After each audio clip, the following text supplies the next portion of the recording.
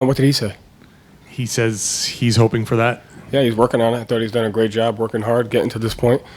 Has gone through the practices, and we still have to see how he responds, each day to the what he's doing from a physical standpoint. So I think he's on pace, and he's doing everything he can to get back. So we'll see how he feels tomorrow. We'll see how he feels the next day, and see how he feels heading into the game.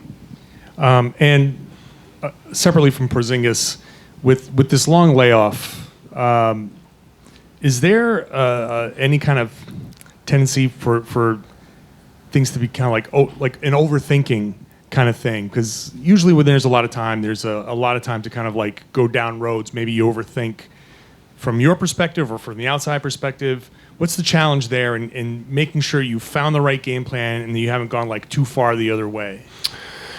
I mean, what constitutes the right game plan? If you win, I mean, you could not do things well and win. You could do a bunch of things well and lose. So, I'm not quite sure what constitutes the right game plan. We have a specific set of things heading into the series that we're looking to take away, and we have a specific set of things that that we have to live with. And then on the offensive end, we have a specific set of things that we want to get to. But at the end of the day, I think both teams thrive on open-mindedness and constant adjustments, whether it's on a free throw, after a quarter, after a game. So, both teams are very open-minded to doing different things within a game. So there's non-negotiables that you have to have heading into a series like this, but you got to be ready to get to anything and everything because of the versatility that both teams present on both ends of the floor. And I think that's the most important thing, is having a clear understanding of what we're willing to live with, what we're willing to take away, and then where are the things that we have to be ready to be open-minded to kind of on both ends. That's sub-patterns, it's adjustments, that's everything. So every game is going to present a unique challenge, I think, because of the versatility of both teams. Joe, what's that process going to be like of integrating Kristaps again? Obviously, you're going to rely on medical quite a bit, I'm sure, for minutes limits and stuff like that. But just in terms of how he's adapting to the intensity of the series, how he's adapting to just kind of getting back to the things that you guys do, how are you kind of anticipating that process going? Yeah, I mean, he's been playing basketball for 30 years, and he's been playing in intense situations his whole life, so I don't think that'll be much of an issue. I think everything was just dependent upon, obviously you can't simulate the speed and the intensity of the game, which I think just comes with a little bit of reps. So KP's a great player. I think just because you've been out for a month doesn't mean you have to relearn how to play basketball. He's been doing a lot of great things for his career. He's done a lot of great things for us this season on both ends of the floor, with physicality, with intensity.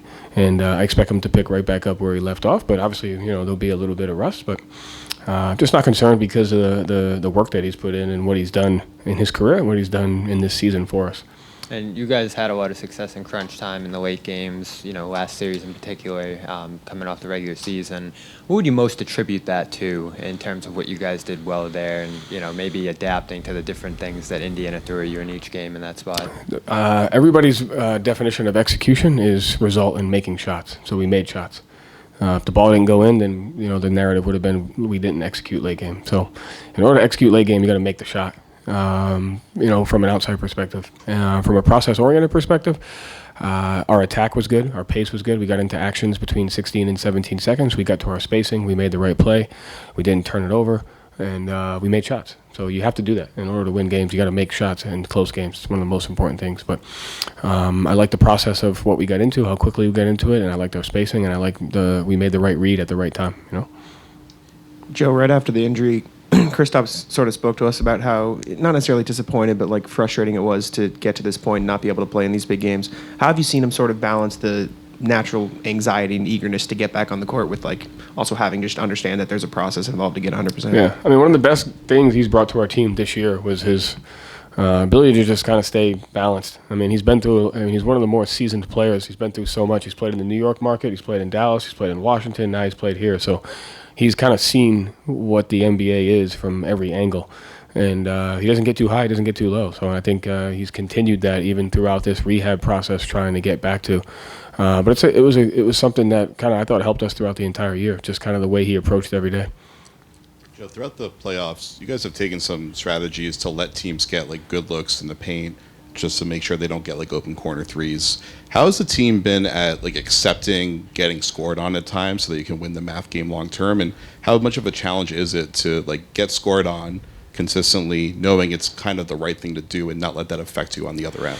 Yeah, the most important thing is what seems to be good might not always be good, and what seems to be bad might not always be bad. And so I think the term giving up good looks is relative, because it's all based on the points per shot and the points per possession and the situation and what you're willing to live with at that particular time. And so I think at the end of the day, the best thing our team does is they have situational awareness to what a team's strengths are and to what a team's weaknesses are, and what can we do to get them to go do something that they're not wanting to do or used to doing. And that's the most important thing. And so and then able to have the emotional toughness to withstand things that you have to go through. I think especially in the playoffs, like there's no such thing as stopping a team. There's leverage and risk management. Like, what are you willing to take away and what are you willing to live with? You have to live in those spaces. And when you're in those spaces, you have to be willing to fight for that. And then you got to be open-minded and ready to go to something different when it's necessary. And a lot of that has to do with situational basketball. Are you winning? Are you tied? Are you down?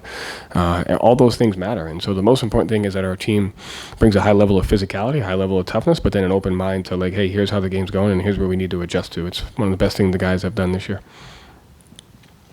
Joe, with 10 days between series and a week between when Dallas won, everyone's going to create narratives, storylines, what to watch, who the pressure's on, all of that.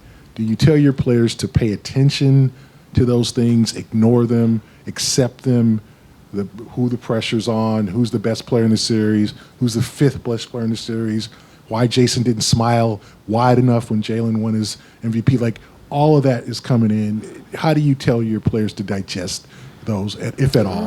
I mean, every player handles it differently. I think our guys have been through a lot. We have a relatively young team, but a tested team of what the NBA brings you over the course of, a season and a career. And so everybody handles that differently. And so you just trust what the guys have gone through and the process that they have. Sometimes it's good for people to hear it. Sometimes it's good for people to ignore it. Sometimes it's good for people to understand it. It just depends. I mean, everybody is different. At the same time, you talk to your collective mindset about, like, here are the truths. The truth says there will always be expectations because that's what we set for ourselves. The truth is, pressure is nothing more than an opportunity that you have. That'll be there tomorrow, it'll be there 5 years from now. So, like, you have to normalize some of this stuff because it's always going to be there regardless of the situation that you're in. Some of it is based on how you handle it as an individual. And can you recall your mentality going into the finals 2 years ago as an assistant? I mean, not really. No. You just forgot. Like, I didn't forget. It was just what do you remember about that series and your role and kind of the team? Yeah. I didn't really have a role in it because it wasn't my scout, and the way we just did things differently, and so I didn't really have much of a role in it. I was more of just a natural observer. But the thing I remember the most was like you kind of brought it to your attention. Like, what goes into winning a regular season game is no different. What goes into winning a playoff game, and just because it's the finals doesn't mean you need to focus on anything other than executing the details that are important. There were plenty of quote unquote adjustments, blah blah blah, and all that stuff. And at the end of the day, we didn't rebound the basketball, and we didn't make shots down the stretch, and we lost some of the margin. So, like, I was able to look at it from the behind the bench and say, like, everyone's trying to make this out to be such an emotional thing in a situation, and it really comes down to the details. The team that plays the hardest, the team that executes, the team that makes the more plays, the team that dominates the margin, that's the team that wins. And, like, it's the same no matter what. And, like, we got to fight to keep that mentality. Yeah, hi, Coach Joe. Just a little bit different angle from what Gary was exploring. Obviously, they're different now with the trade that they made, the trades that they made. How much can you just talk about, without revealing too much, how much you're focusing on their others, PJ and Gafford and Hardy, obviously, and Green? They've become more effective too. Yeah, I mean, listen, that's the every decision you make has a consequence, a good one and a negative one. And so when you decide to do A, you leave yourself susceptible to B. You decide to do B, you leave yourself susceptible to C. And this team does a great job of doing both of those things. Like, it could always, could always be like, hey, how are you going to stop player X? And it's like, well, then if you do that, you open up corner threes, you open up offensive rebound opportunities. You get into 2-on-1 situations to where you're spread. That's when their role guys are at their best at crashing behind you to go get offensive rebounds. And I think as much as we talk about Irving and Doncic, their role guys are big-time players. They make plays in transition. They make plays on offensive rebounds. They make timely threes, and they defend at a high level to give their guys a chance to win. So that's the whole point of the game plan is risk management. What you're willing to live with, what you're willing to take away, and be ready to change depending upon how your environment is.